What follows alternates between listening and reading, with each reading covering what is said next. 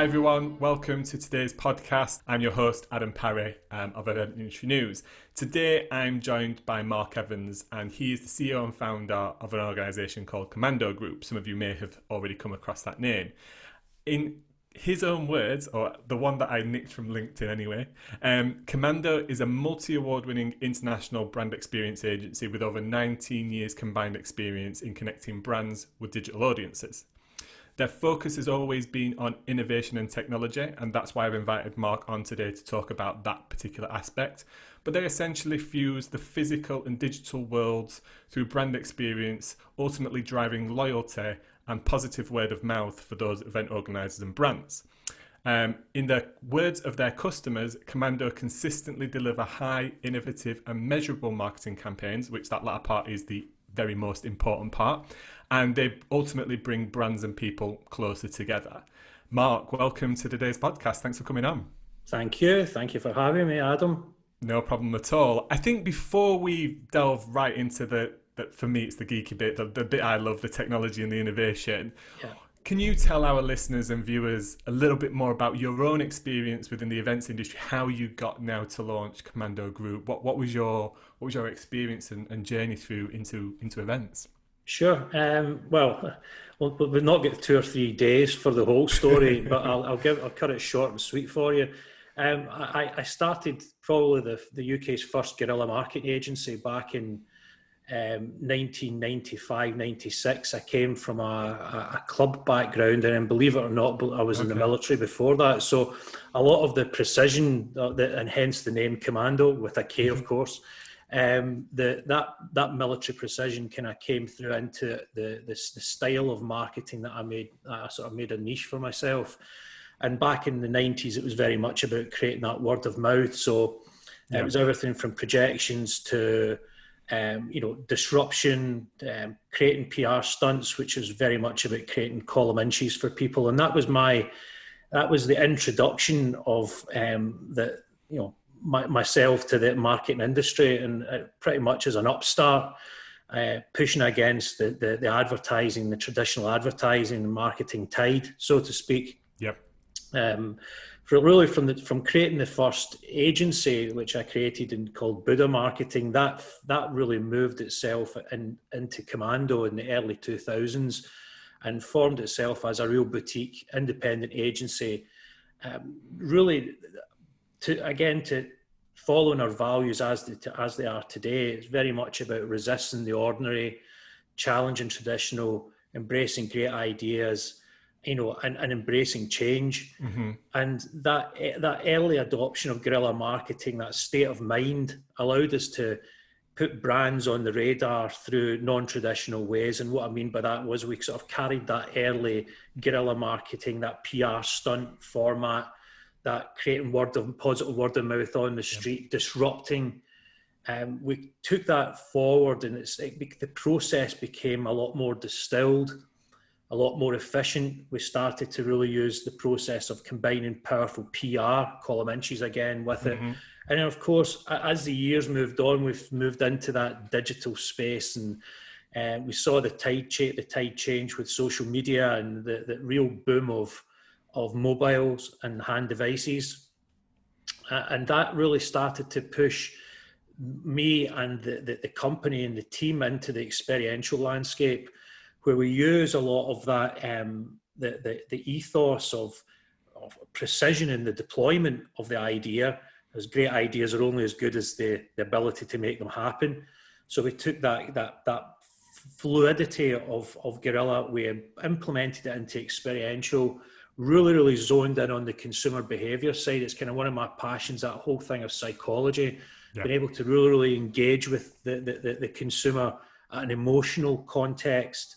And that usually involves the 5 senses, as you know, as well. So that really, from the early point of experiential, really at the early 2000s, Kommando was one of the sort of real pioneers in that, in the sense of delivering that sense of true engagement and starting to use social media to keep that post-event loyalty developing, making everything authentic. And of course, where now it's all about the tech, and the group of companies that Kommando have under its umbrella is about research and development of new technology that are all used within that brand experience and experiential space for what it is at the moment, and that's changed. Yeah, it's. I love the history of the company. I have got a question for you, and I hope I don't put you on the spot. There was a very, very old stunt of somebody projecting something onto the side of the Houses Yeah, of Porter. Parliament. Was that? Were you involved in that by any chance, or I was that can't what make you it. I did? can't make any comments on that. Okay. A lot of the bits and pieces we were involved in. Yes, Westminster's been part of the House of Parliament done to death. There's actually a Yeah. wonderful little green, what was a green space across from that particular part of the building, which isn't illuminated, and that's why it's always targeted, Yeah. where you can shoot across the Thames onto it. And it's been done so many times, but the amount of times we've had to sort of hide in the bushes now, a car park now, and it brings back funny memories. Right, brilliant, mate. I appreciate you explaining that. I think coming back to your point about the precision, I think that's a really interesting point, because I think the perception of most people when they see these guerrilla activations, the ones that capture those column inches, which ultimately can be bought but an extremely expensive price when it comes to actual marketing investment. And there is also the argument that sometimes bad news or naughty news, as we call it, is good news. I guess your history is actually brought back to the fact that those activations are really, really well planned out, really, really well thought out, and ultimately delivered really, really accurately. But the perception to the general public is it's just somebody's had a great idea and they've managed to get away with it kind of scenario. Yeah. Would you say that's a fair assessment of your history or the way that you work? Yeah, Adam, that's perfectly put. I think you've hit it in the head. We've all seen stunts go wrong, and one of our promises to clients as much as we can is that the most important thing is brand reputation for our clients. And to kind of put you in the picture, some of our guerrilla work is we've executed across 21 countries. We relaunched Keira Knightley as the face of Chanel for Coco Chanel. We have worked for Levi 501, one of the world's first synchronized Bluetooth events across 11 countries. Okay. These brands are very, very precious about their reputation. They take calculated risks when you put anything into live space, whether it's experiential or guerrilla.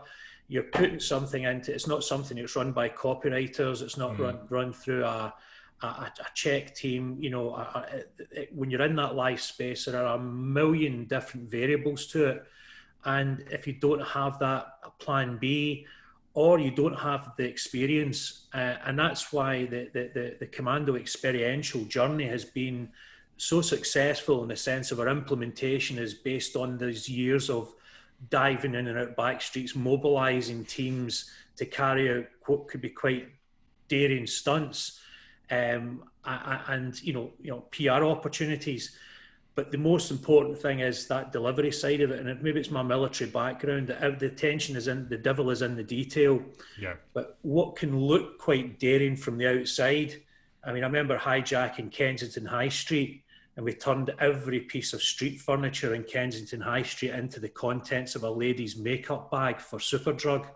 Right, wow. So we're turning giant, bollard street furniture into lipsticks, pelican, pedestrian crosses into eye brushes. I mean, I'm sorry for anyone who uses makeup if I've got the terminology wrong. I don't have my makeup bag with me. I'm going to say, you're not fooling anybody, Mark. Okay. So that if you look, Kensington High Street, it's extremely, it's under the CCTV. So yeah. I mean, we were using night vision goggles. It sounds so crazy. Night vision goggles. We were looking for shift changes, all of these different things that allowed us to infiltrate, activate the campaign, get these stunts in place, and then have the PR set up, the news and the camera guys set up to capture it for the opening of what was Superdrug's flagship store in Kensington High Street. So, I could rhyme off so many of these stories, but the fundamentals are with any live event, as you know, the preparation is absolutely essential. And you can bet your bottom dollar something will go wrong, whether you're setting up an event in a trade show or whether you're setting up an event for a birthday party or whatever, or an experiential. Something can be late. A light might, piece of electrics might not work, or somebody might not turn up, and you've got to manage these variables, and it's that old syndrome of the swan on the water. Look graceful, but underneath the water, the feet are doing this. So that's pretty much, you've hit it in the head with regards to the operational aspect of it. And I think that's where the value for me is. Like, I always say the bar is quite low for anybody to come into the events industry and say that they can put an activation on an event, all that kind of stuff. We don't have a kind of a corgi register. We have event management degrees and that kind of stuff, and that can get, but I don't think any brand's asking somebody for an event management degree certificate to give them the sign off on an event. It's very much sold on the basis of, we can create an experience for you. But actually the value, that what they're paying you for, is, like you said, all that experience to understand what can potentially go wrong and what needs to be put in place as a plan B, C, D, E, F, G, etc., etc. Because if that does happen, which sometimes it does, and there's lots of events that things go wrong, we've had our own experiences ourselves, it's having the capacity to be able to fix that right in the moment so the event or the experience can continue, right?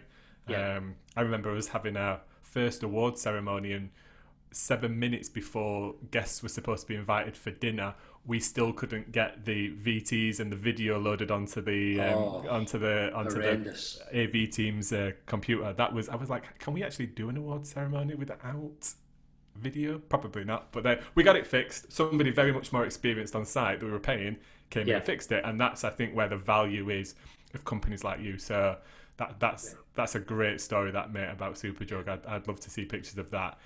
I guess then my next question for you is, why such a big focus on innovation and technology? I know our industry is ultimately being driven forward at the moment through technology, and there seems to be this huge appetite, right or wrongly, from brands to be able to want to do the next biggest thing with tech, it seems, or at least I hear. Is that what's driven you? Is it the desire of the customer, or is it just your own general interest in what technology and innovation can do for our sector? A couple of questions. I'm going to be honest with you, Adam. Hopefully your listeners will appreciate the honesty and me being so candid. I think over the past probably 10 years, I've seen experiential really fall apart, in the sense of it's become quite a lazy form of entertainment rather than sticking to its true it's true character. It's become a bit lost for what it's worth. When experiential first started out, it was a very powerful way of engaging people, and it achieved that through its ability to be agile, to engage people, ad hoc, to really to really drive a context around about the idea. And what I've seen over the years is that almost everybody, as you said, you absolutely hit it in the head earlier on about this benchmark. There's no, the benchmark is very, very low. There's a low entry point, and what you have is everybody and their dog, making a crack at experiential. If I come across another pamper zone, in a street, or another ice cream van turned into an eyelasher or a promotion for a mobile phone, I'm probably going to, do myself harm. I find that the ideas have become quite lazy. It's a kind of go-to the library of ideas, and everybody shares the same ideas now. And I kind of blame a lot of that on the big agencies that saw a lot of their advertising probably drift away towards more face-to-face engagement, and they lost a bit of that revenue. They probably had their clients knocking at their door saying, look, we want to get involved in this thing called, and if I hear it, experimental. No, guys, it's experiential. And, we'd like to take a piece of this. We want to get on the ground and on the floor with our customers. And then what you have is you've seen a kind of movement of the suits from one part of the organization into this experiential arm to hold on to the budget. But the ideas were coming out, and some of them were fantastic ideas. But what you have happened on the back of that was that they had to find a nice, easy place to deploy them. And of course, that's when it into your shopping centres and into the common spaces that we come across every day. And it almost became like another form of media. Yeah. And that power and that agility of a great idea engaging you, an opportune moment, it's really kind of drifted away. So my understanding of the development of experiential to where we are now, it's probably less about experiential and much more about brand experience, as the technology sits within that, because we're a more tech savvy audience for a start. Yeah. How we communicate and speak to each other is all online and through video and through the power of social media. So therefore, we need to try and find, yes, physical is important, because without physical, you don't have that sensory engagement. Mm-hmm. Yeah. The technology can now, with some of the new tech which is coming out, can be an enabler. And that enabler doesn't have to happen in a shopping centre or have to happen, in the same old space. It can happen anywhere. And you can create those experiential moments. Probably not as deep that in the sense of the physical interactions you get with face-to-face, but with some of the tech that's out there now, you can start to create those experiential moments in a more fragmented way without the high production costs. Yeah, okay. That we're starting to roll out with experiential. And that was one of the main areas which was my gripe over the past 10 years. Unless you've got a multi-million-pound budget and you can attend, 20, 30 cities, and you've got, massive pop-ups. So you're talking budget for big boys. Yeah.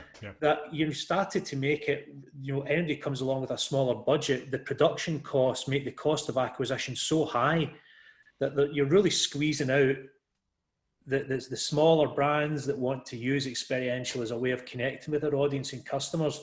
So technology is a way of kind of rebalancing the books. How would you then say technology is ultimately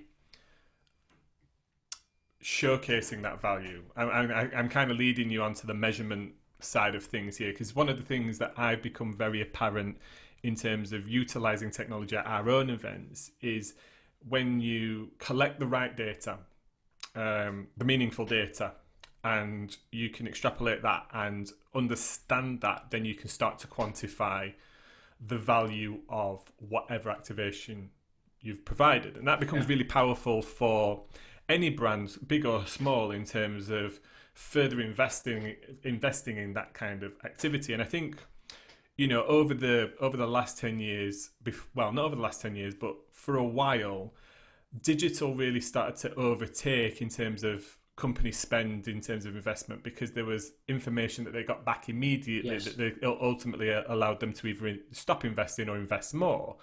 And that's where kind of physical events, especially around 2008, when we had the crash, they become this big question mark over physical events, because they couldn't understand what was the value, what were the touch points, how much did we measure. And now it seems that technology is actually enabling that, in order for us to, even though we might do a physical activation, which is about the emotion of, how that person feels going away from that event, from that experience, from how much more connected they feel to that brand.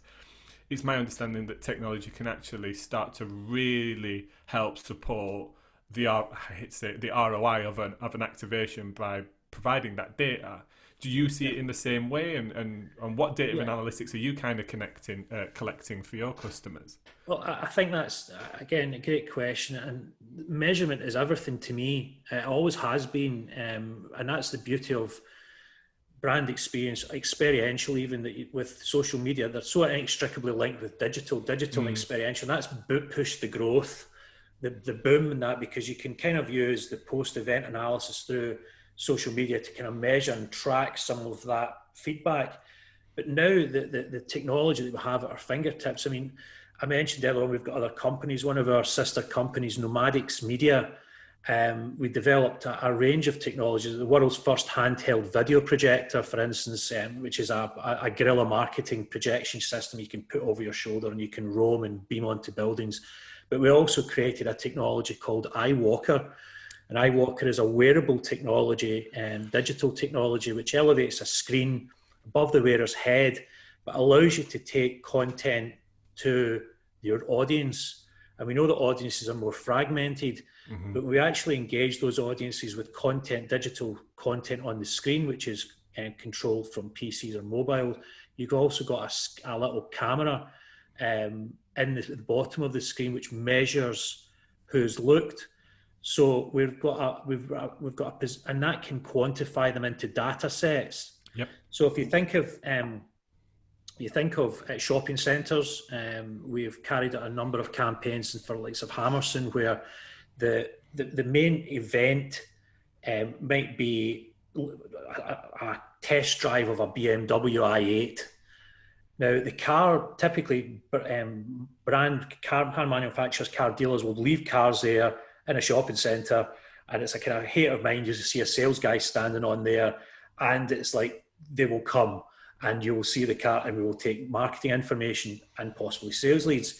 But what we sort of took it was one stage ahead, and we said, okay, let's leave some information, cars inside a space, but shopping centres are massive events. Yeah. And rather than treating it the same way as most people do, is just there's the space, keeping the space, with teams of eye walkers out with VR goggles. If you kind of look over my shoulder here, we've got this here is actually the top end of a eye walker, where you've got the camera here and the screen display. But when you've actually got these guys walking with the system, it's designed with Strathclyde University Biomechanics Department, so it's really comfortable to wear. You mobilise the system, you mobilise the call to action on the screen above the wearer's head. You can see it across from eye level. You're measuring who's looking at it, putting them into age groups and gender. So you've got quantifiable real-time measurement. But the call to action was drive the new i8. Yeah. So people were then, what do you mean drive the new i8? Drive the new i8, the call to action, we were giving them headsets so they could actually be in the shopping centre. You could target, the target audience across the full event, across the full square footage. And you're able to give people an experience, a VR experience on the move, and then take warm sales leads on tablets, because you'd humanized that experience. So you've taken media, you've humanized it, you've mobilized it, which challenges the biggest issue of static media. Yeah. Because how do you make it relevant for an audience where they're most responsive? Biggest challenge of outdoor media. Yeah. Taking that, repackaged it, and made it a sort of extension, a way of amplifying something experiential. And that's just one example of how the statistics and the data are then able to sort of, justify the spend on something experiential. I mean, the same eye walkers are actually used by, and without facial detection, I hasten to add, because you can switch that off and off, they're used by the likes of Reed exhibitions and Clarion events. And actually ISE, these were actually, eye walkers were the main tool for ISE for meet and greet, making the visitors, the thousands of visitors at ISE Amsterdam this year, aware of the change to Barcelona. The change for venue for next year. So the eye walkers were able to do that. You know how big ISE is. There's multiple halls. Huge, with packs across in Boston and Philadelphia. Eye walkers were used across there for wayfinding and for giving visitors information, because we know that the audience, the visitors of trade shows, exhibitions, we know either experiential, people are looking for information there and then.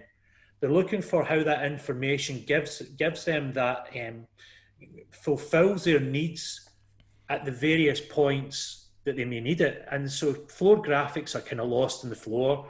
Wall hangings are lost on the wall when you've got a busy crowd. So how else do you make the call to action and the message stand out?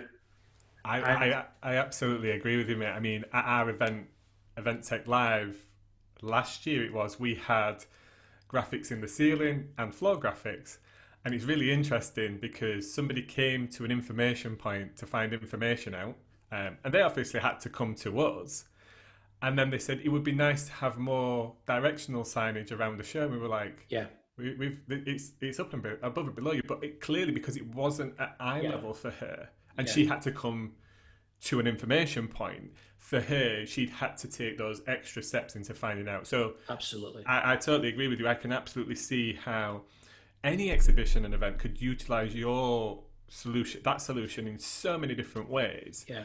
Sponsorship opportunities, information points, taking the information to the attendees. I think probably at the moment as well, a lot of social distancing information, right? For people feel safe around the event and stuff. Absolutely. You know, that's such a critical thing. We've pivoted quite quickly on the fact that we know from, there's a big event in Paris called L'Equipe Hotel. I don't know if you've heard, it's a massive big event, and it covers a number of hotels, a number of halls across the event. And, you know, I remember that one of the initial campaigns we had for Read was about how do you actually make it easier for people to wayfind, to find that journey across, and probably a short window time. You think how many hours it takes to, you know, move across a different area. So exhibitors need to be comfortable that people are going to find them as easy as possible, and the visitors want to know. And so it was a thing called Easy Map that was put onto a tablet, and people were able to very easily identify the eye walkers and identify the maps on the screen, and then the wearers were able to show them on a tablet, you know, where they were as an orientation point. But that kind of brought us really into where we are now with this whole situation with the pandemic, is people have shifted their priorities. You've probably heard of Maslow's hierarchy of needs. I'm not going into the science of the whole thing, but Wi-Fi at the top. Yeah, you know that at that second stage of the pyramid is all that psychological needs, you know, the fuzzy stuff, the experiential, and a lot of brands and experience environments have really zoned in on the emotional context of needs, which are usually around about the senses. And I wrote a paper on this very recently, and it was how how actually COVID has changed our priorities to the base needs. And what I mean by that is it's kind of, and I'm simplifying this down quite a lot, is that we're more conscious of our safety and how safe we are made to feel. And that's a key thing for environments like shopping centres, for event organisers, conference organisers, for anyone who's involved in that experience space.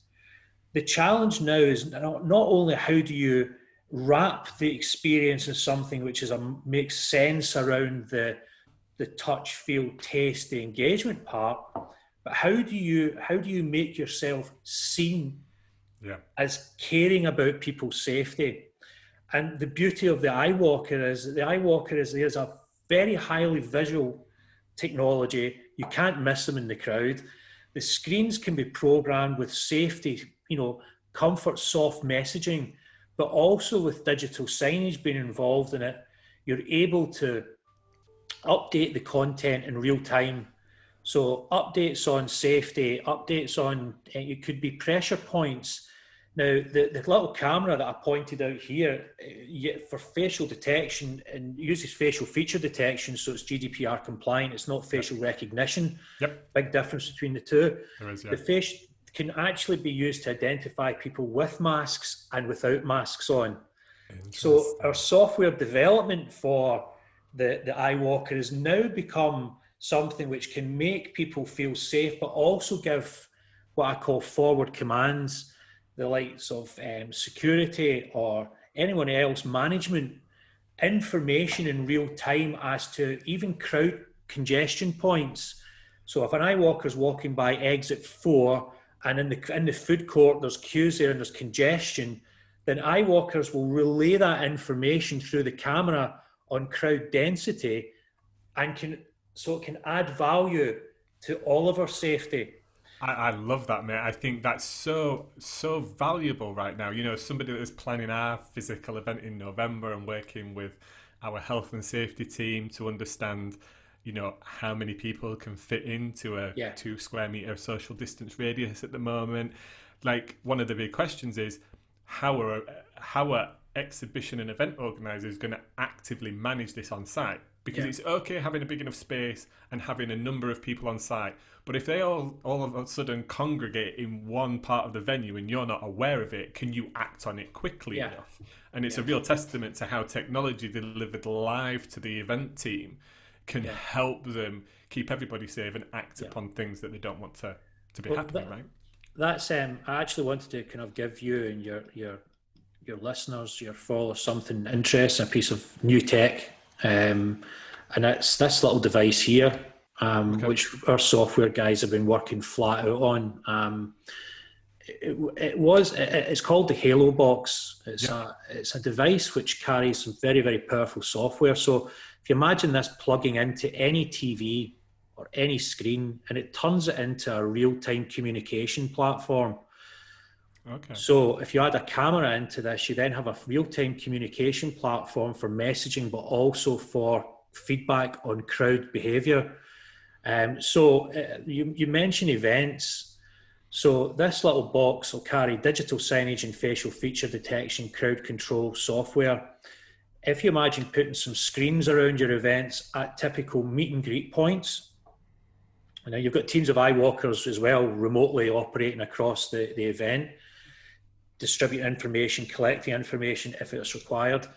But these boxes here, if you put screens across your event at these likely pressure points that you can do with a very, very clever assessment, and incidentally, eye walkers can feed back into that. So as the event starts to develop and pressure points are starting to be realised, you can then mobilise screens with these devices plugged into them and a camera on the top, and you've got instant feedback and monitoring of crowd density, everything down to to people that are wearing masks, not wearing masks. The screens can be programmed with that information to display relevant content and even sound alarms, traffic light systems. So if you've got a traffic light systems for entry into food courts, this will count people in and out. It will monitor them, and it will give a traffic light system for entry exit into any space. So this little device, and we've sort of conditioned this little device to come in just about £100. It's really, really cheap. It's about giving access to this kind of tech for people who are organising conferences, exhibitions, retailers who want something to make their customers feel safer, Yeah. to make their staff feel more informed, to make their customers feel safe through information.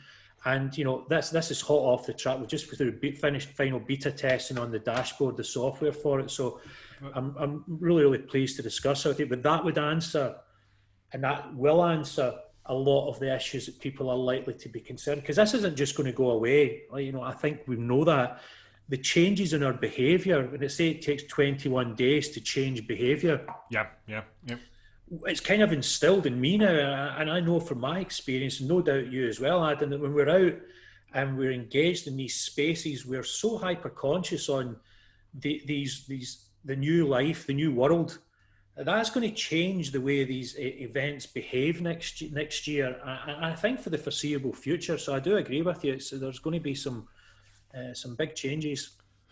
I love the hypermobility of what you've delivered there, though, because we all know that, you know, tech can cost a lot of money, and because we only have essentially one chance at an event to get that tech implemented in the right place, then either there needs to be a huge amount of work trying to determine where to deploy that tech in the right spaces, and if you get it wrong, you can't really take it down or unrig it and things like that to remove it. Yeah. It can't work for health and safety reasons. Whereas I can absolutely see that box attached to a number of TVs on, you know, pedestals with wheels, being able to be deployed and redeployed depending on the situation of the event or what's happening at that moment. And just having that hyper-localized messaging to attendees or exhibitors or visitors or whoever's in the venue based on what they're doing and what others around them are doing really adds value, because it's not just that general blanket kind of information. I can imagine it's like, you're not wearing your mask. Could you imagine seeing a sign saying you're not wearing your mask? I mean, you would absolutely pay attention to that, because it would be like, oh yeah, I'm not wearing my mask, which is something that could easily be forgotten, you know, at the moment especially. Or, you know, again, wait times to get into this venue are currently 5 minutes. We have another door 300 meters around the corner that you can get into now. And all that just really streamlines the experience of the attendee coming in and out. It adds to that health and safety and that safety messaging, and that all that information and data coming back to the organizer in real time, and the ops team and the ELT team, like that's amazingly powerful. Yeah. I'm surprised it's only £100 mark, to be honest with you. Yeah, I mean, we've tailor-made this because we know we've got demand. I've got partners in Sao Paulo, partners in Singapore, just got a partner across in Qatar now that are they basically license our hardware across the world. So, somebody who wants to become a Nomadix Media or a Kommando partner, they can get access to my R&D. They can license, they can buy the tech, and they can then hire it and use it in their own country. And we've got a massive expanding partnership. So what our partners get the benefit of, as well as our clients in the UK and internationally, is they get the benefit of all our R&D. I just love innovation. I love creating things which no one's created before, or making things better for people. It's kind of in my DNA. And that, what you mentioned earlier on about this ability for the technology to move and for it to be engaging people where they need it, is actually guerrilla marketing. Yeah. So you can see how it goes all the way back to the very beginning of how you actually mobilize experiences to where they're they're best received, and it makes it more relevant to that audience. And as we become more fragmented, media in itself and experiences have to match that ability to be fluid. And we're now beyond the restrictions of battery technology. So you used to have to plug things into the mains. I mean, we've got our own battery development guys that just see binary all day. It's like the Matrix, these guys, fantastic. And they develop really advanced battery systems. So things like running iWalkers, the world's the only handheld video projection system for guerrilla marketing, that's all battery technology. These can run off batteries, the TVs that can run them, etc. We can produce, but we can supply batteries to run them as well. And it hits bang on what you said. We're then able to move and respond to the needs of either from a safety front or from a marketing front, or just plain forward communications. And that's the beauty. Our tech is fluid. Yeah. Our tech is mobile. Can I ask you a question then? About 5 years ago, somebody interviewed me and asked me, what do I think will be the biggest revolution in, let's say, exhibitions? And my answer to that was, when an exhibition organizer can give an exhibitor access to anonymized data, but through technology on their stand being, essentially screens and facial recognition, being allowed that exhibitor to hyper-personalize their branding depending on who is paying attention to their stand at any one time. So for me, for example, of me coming down to ISE, I come across the Panasonic stand. I do that natural thing, which is I'm interested in Panasonic, but it recognizes me as Adam. It doesn't tell that exhibitor that I am Adam because that's GDPR, but it knows that I'm Adam and I'm looking and focused maybe for a period of time on that stand. And it goes, Adam, we know you're interested in this, or we've got a solution to solve that problem, XYZ or something like that, based on what I've told that company, that exhibition and event I'm registering for, the interest levels, what I currently spend on, all that kind of stuff. It sounds to me like we are literally at that point now where that could take place then. We are. The biggest barrier in a good way is GDPR, because that protects our data, protects everyone's data. So the technology has to be super smart, and this comes down to, we've got developers and software developers that are engaged pretty much, full time on developing the Halo platform that this Halo box sits on, and iWalker operates Halo as well. Our eye projectors are digital; they operate Halo. I think of a Swiss Army knife. Then all these different applications, Halo holds all of the different applications we build in.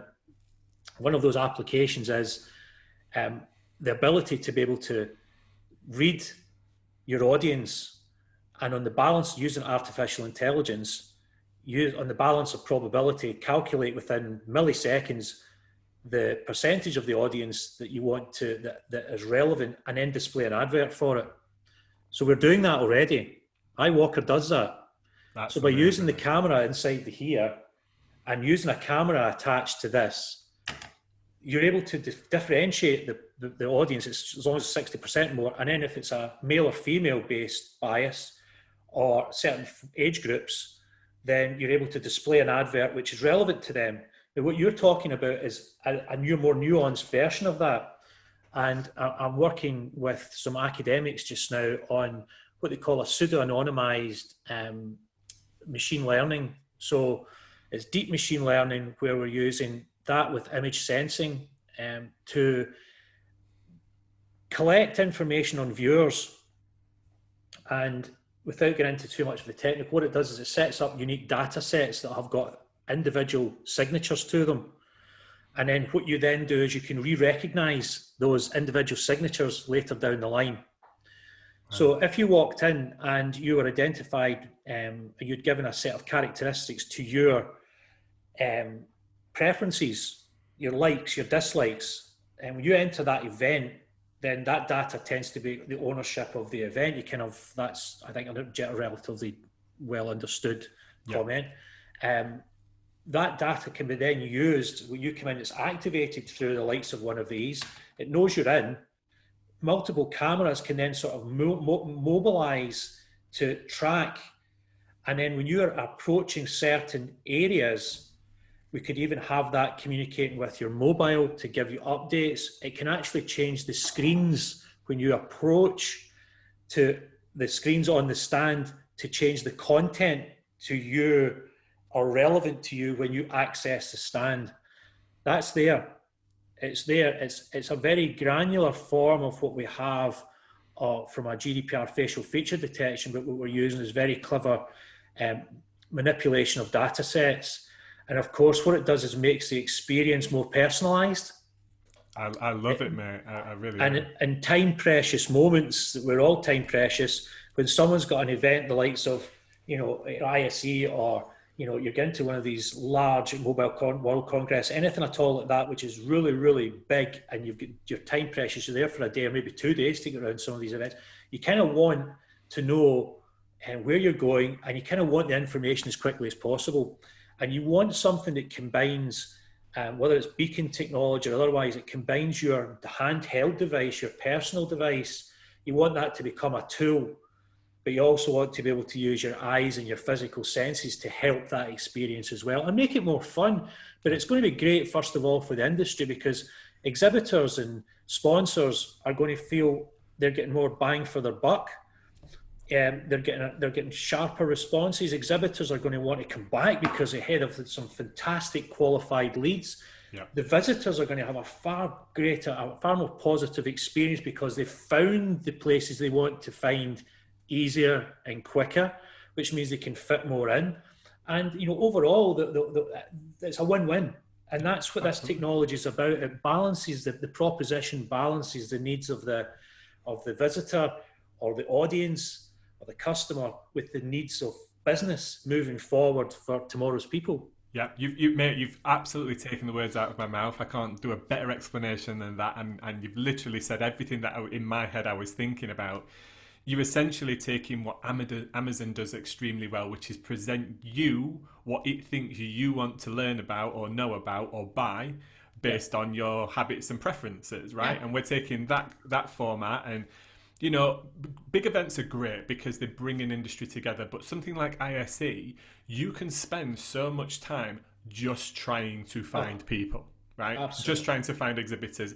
And exhibitors, even an event like Events Tech Live, which has probably the best part of 2,500 buyers, an exhibitor cannot meet with even probably 20% of that audience over a 2-day event. Yeah. What they're there for is those 10 to 15 individual, really quality conversations over the course of a day, times however many staff they've got. Yeah. Now, if your technology can make that better, that quicker and easier for the visitor, and ultimately quicker and easier for the exhibitor, then you're absolutely right.